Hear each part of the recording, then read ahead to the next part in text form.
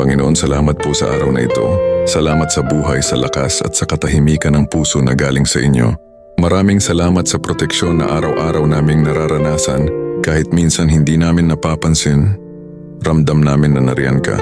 Lord, sa bawat oras na napagod kami, ikaw ang nagbigay ng lakas para magpatuloy. Sa bawat panganib na hindi namin namalayan, ikaw ang naging bakod at tagapagtanggol namin. Salamat dahil hindi mo kami pinapabayaan. Salamat sa mga sandaling pinatigil mo kami para maalalang hindi namin kailangan mag-isa. Ngayon, hinihiling namin, patuloy mo kaming gabayan sa bawat hakbang.